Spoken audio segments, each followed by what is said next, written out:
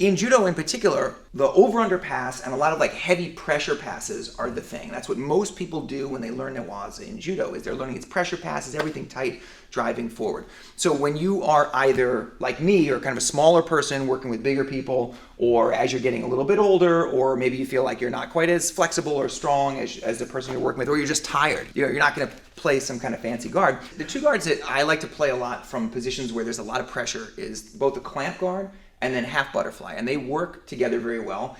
They're pretty well suited for people who do judo and are transitioning either gi or no gi into like more Newaza. Let me take you through a little bit here. So when we're here, whether we're in the close guard or we're in a version of the half guard here, one of the very best things that you can learn to do from the bottom position is learn to manage this space in between your chest and your partner's chest. Now, when your partner's on top, what they usually are trying to do is they're trying to get control of your head. If I had the gi on, he'd be using this hand probably to control the collar, or he's looking to drive forward and look to embrace my head, start to flatten me out. Okay, and so when this stuff starts to happen here, if we don't have a good set of frames or spacers in between us, then we have to deal with a lot of pressure. So the first thing is, whenever we're down here, we want to try to get some frames inside. And we're usually going to begin with our arms, okay? Eventually, we're going to use our legs.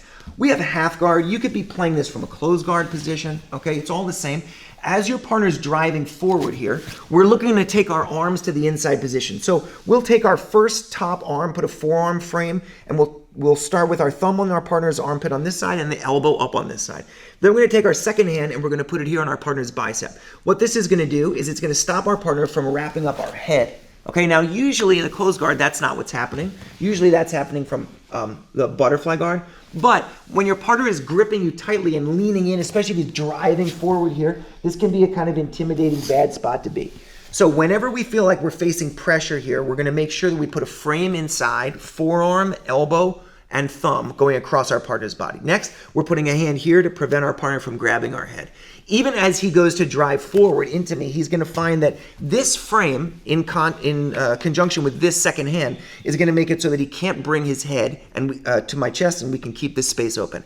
Next, when your partner goes to grab your head, you'll find that you can easily work and keep this space open. So this is the first step, whether we're playing half guard or we're playing closed guard. Next, once we get this going, we can replace our arms with our legs. What does that look like? Well, it's going to involve unlocking your guard if you're in the closed guard, turning your hips out, and then slipping your knee in front of your partner's shoulder. When you do this, your arm is no longer working as a frame. Now you've got the stronger leg that's working as a frame to prevent your partner from driving forward. We like to usually grip here around our partner's tricep or down here by the wrist. What this means is that even without doing anything with our second leg, when Sensei goes to drive forward, he finds that he's running into this knee. So it's hard for him to get his head over my head. Next, our second leg. When we take our second leg and we bring our knee here towards our chest, we have the ability to clamp our partner's head and shoulder, and hence the name of this guard, the clamp guard. We can take our heel and our knee together. Now, when he goes to drive forward into me, he finds it's very difficult because of this leg. When he goes to pull away, he finds it's very difficult because there's a leg behind him.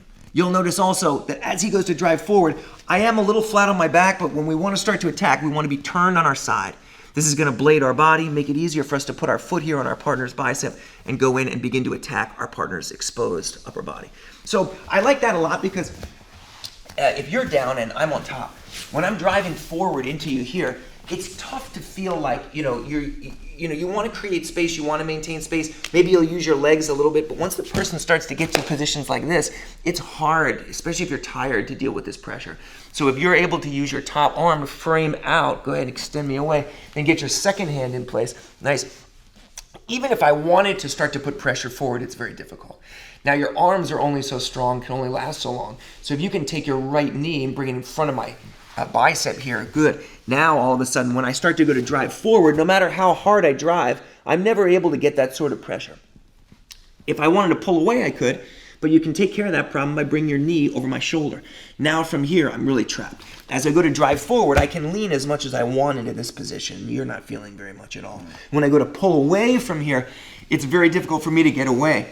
I can't take my arm out because you've wedged it in place. So oftentimes you'll find that when you're starting to drive forward, when your partner's starting to drive forward, they end up in this kind of position where their arms are split.